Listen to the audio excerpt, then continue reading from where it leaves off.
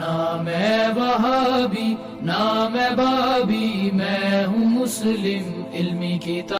اللہ تعالیٰ کسی جان کو پہ اس کی حیثیت سے بڑھ کر بوجھ نہیں ڈالتا، جتنی اس کی کمپیٹنسی ہے نا سہنے کی۔ ظاہر ہے آپ کو حسین ابن علی کی طرح نہیں آزمایا جائے گا، کیونکہ ہماری آپ کی کمپیٹنسی نہیں ہے۔ ان کو اس لیے آزمایا گیا کہ ان کے اس عہدے کو جسٹیفائی کرنا تھا کہ جنتی نوجوانوں کے سردار ہیں، جو جامعہ ترمذی میں حدیث ہے، معاش میں ہی ڈالا جائے گا نا۔ تو اس آیت کے تحت اگر کوئی مجبوری ہے تو اس مجبوری میں اللہ تعالیٰ ٹالریٹ کرتا ہے معاملات کے اندر۔ تو آپ یہ دیکھیں کہ آسانی اللہ نے دی ہے کہ کسی جان پہ اس سے بڑھ کر بوجھ نہیں ڈالنا۔ اور اس میں یہاں تک کہ صحیح بخاری میں نبی علیہ السلام نے فرمایا کہ نماز کھڑے ہو کر ادا کرو، اور اگر کھڑے ہونے کی استطاعت نہ ہو، کمزوری کی وجہ سے، بڑھاپے کی وجہ سے، معذوری کی وجہ سے، مجبوری کی وجہ سے، تو بیٹھ کے پڑھو، اور اگر بیٹھ کے نہیں پڑھ سکتے تو کروٹ پہ لیٹ کے پڑھ لو، نماز چھوڑنی نہیں۔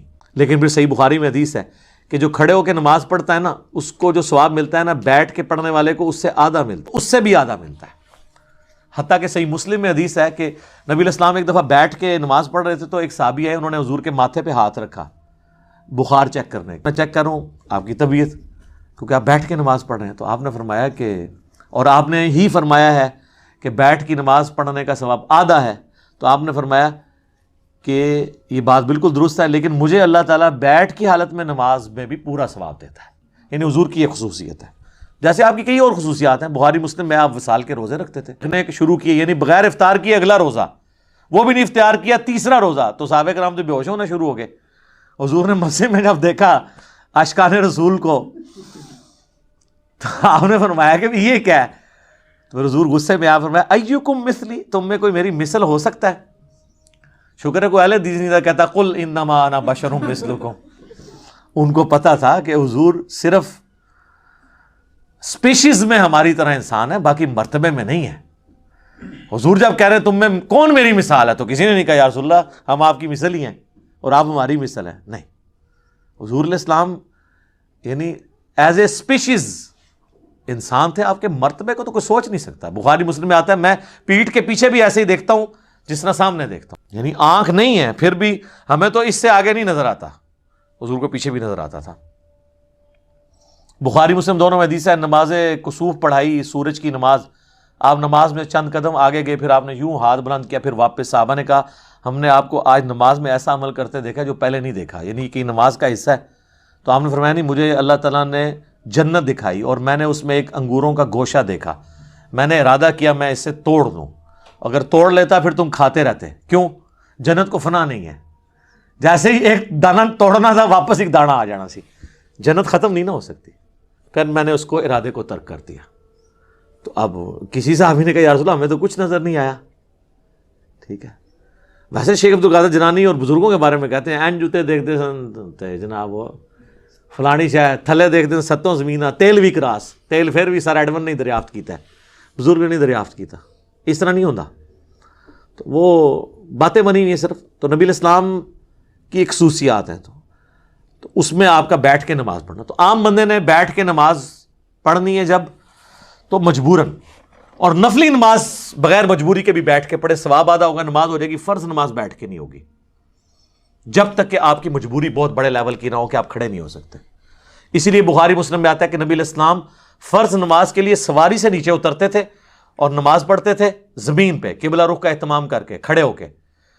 اور نوافل، قیام اللیل، تہجد اور وطر بھی، جو سب سے تاکیدی سنت ہے، سنت موقدہ سے بھی بڑھ کے، وہ وطر کی حد تک بھی سواری کے اوپر پڑھتے تھے۔ اور عبداللہ ابن عمر کہتے ہیں حضور اس چیز کی بھی پرواہ نہیں کرتے تھے کہ سواری کس طرف مڑ رہی ہے، یعنی تعبیر جو آپ کا استقبال قبلہ ہے وہ نفلی نماز کے لیے ضروری نہیں ہے، اور سواری پہ بیٹھ کے پڑھتے تھے۔ قبلہ رخ کا بھی اہتمام ضروری نہیں ہے نفلی نماز کے لیے، فرض زمین پہ اتر کے پڑھنا۔ حتیٰ کہ وہ کہتے ہیں کہ نبی علیہ السلام اس سواری پہ نماز پڑھتے ہوئے سر کے اشارے، داؤد میں آگے تفصیل ہے کہ آپ رکوع کے لیے تھوڑا سا سر جھکاتے اور سجدے کے لیے تھوڑا سا کرتے تھے، بلکہ سر کے اشارے سے، یعنی ایسے نماز بیٹھ کے پڑھ رہے ہیں نا، رکوع کے لیے یوں، سجدے کے لیے یوں۔ یہ ان لوگوں کے لیے جو سجدے تک پہنچ نہیں سکتے، اگر کوئی پہنچ سکتا ہے تو قیام بے شک کرسی پہ بیٹھ کرے، باقی ساری نماز سجدے تک۔ جو نہیں کر سکتا وہ لوگ جو ہے نا ایسے سپر مین بنے ہوئے ہوتے ہیں، اور وہ سامنے انہوں نے پھٹے بھی لگائے ہوتے ہیں کرسیوں کے اوپر، نہ اس کے اوپر سجدہ کر رہے ہوتے ہیں، یہ حرام ہے، خلاف سنت ہے. بیٹھ کے نماز جب اشارے سے ہو, بیٹھ کے نماز ہوتی اشارے سے ہے, الا یہ کہ آپ نیچے تک جا نہ سکے تو آپ یوں کریں گے, یوں کریں گے, رکوع آپ یوں کریں گے, سجدہ یوں کریں گے. صلی اللہ علیہ وآلہ وسلم. ہم ایک اذان کا جواب انشاءاللہ بعد میں دے لیں گے, ایک وقت میں ایک کافی ہے. تو یہ آپ کے بیٹھ کے نماز کا طریقہ ہے. صحیح بخاری میں آتا ہے کہ حضرت عبداللہ بن عمر کے ساتھ ایک شخص نے نماز پڑھی, وہ تشہد میں بیٹھا تو چوکڑی مار کے 4 زانوں بیٹھ گیا آلتی پالتی. یہ تو کیا کر رہا ہے؟ ان کا جی حضرت میں نے آپ کو بھی دیکھا ہے اس طرح. ان کا نبی الاسلام نے تو ہمیں یہ حکم فرمایا کہ ہم دایاں پاؤں کھڑا کریں, بائیں پہ بیٹھیں.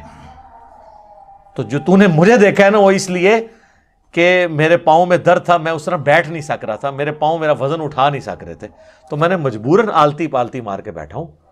تو یہ بعض لوگ جب بیٹھ کے نماز پڑھتے ہیں, بعض لوگ آلتی پالتی مار کے بھی بیٹھتے ہیں. نہیں, بیٹھ کے جب آپ نے نماز زمین پہ بیٹھ کے پڑھنی ہے تو تشہد کی حالت میں بیٹھ کے نماز پڑھنی ہے. ٹھیک ہے. اگر آپ ہاتھ باندھ کے کریں گے تو وہ تو ٹھیک ہے. اگر آپ نے ہاتھ چھوڑ کے نماز پڑھنی ہے تو آپ نے ہاتھ اپنے زانوں پہ ہی رکھنے ہیں قیام کی حالت میں.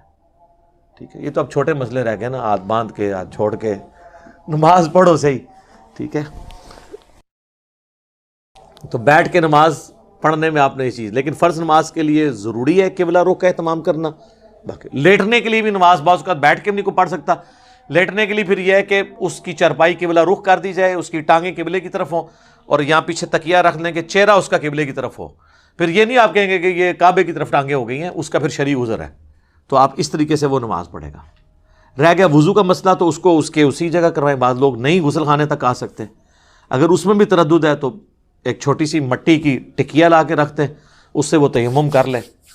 غسل کی جگہ بھی ایک ہی تیمم کا طریقہ ہے, اور وضو کی جگہ بھی کہ آپ نے چہرے کا اور ہاتھوں کا تیمم کرنا ہے. یہ کلائیوں تک بھی ثابت ہے اور کونیوں سمیت بھی ثابت ہے, دونوں طریقے درست ہیں. تو آپ کا تیمم ہو جائے گا. تو اس طریقے سے آپ نماز کر سکتے ہیں. اور اس طرح کی جو مریض حضرات ہیں وہ جمع سوری کر لیں, جو سب کے نزدیک جائز ہے. ظہر آخری وقت میں پڑھیں, عصر اول وقت میں. ظاہر ہے وہ جماعت سے تو نہیں پڑھ رہے ہوں گے, تو وہ 3 نمازوں کے اوقات میں 5 نمازیں پڑھ لیں گے. مغرب اور عشاء کو جمع کر لیں, ظہر عصر کو جمع کر لیں, آسانی ہے. تو یہ ساری ثانیہ وہ اویل کریں. لیکن یہ بڑی حیران کن بات ہے, میں نے کئی بوڑھے بوڑھے لوگ دیکھے ہیں جو مسجد کے دروازے پہ آدھا گھنٹہ کھڑے ہو کے پالیٹکس ڈسکس کرتے ہیں, اپنے گھر والوں کی, اپنی یعنی جو بہویں ہیں ان کی برائیاں بیان کرتے ہیں, یا اپنے بیٹوں کی نافرمانیاں ڈسکس کرتے ہیں. اور جیسے ہی مسجد میں جاتے ہیں نا, وہاں بیٹھ کے نماز پڑھتے ہیں, کہتے ہیں جی گوڈے نہیں کام کرتے. یہ کیڑے گوڈے نے جڑے باہر کام کر رہے سن اندر نہیں کر رہے, ان کی فولڈ نہیں ہوتے. تو فولڈ تو آپ نے اندر بھی نہیں کرنے, آپ کھڑے ہو کے نماز پڑھیں نا ساری. اگر آپ آدھا گھنٹہ کھڑے ہو کے گپے مار سکتے ہیں تو 5 منٹ حنفیوں کے 4 فرض نہیں پڑھ سکتے. زیادہ تر حنفی ہوتے ہیں نا بابے تو حنفی نے, ظاہر ہے اس زمانے تے قرآن و حدیث دے ترجمے نہیں سن ہوئے ہوئے. نہ میں وہابی نہ میں بابی، میں ہوں مسلم علمی کتاب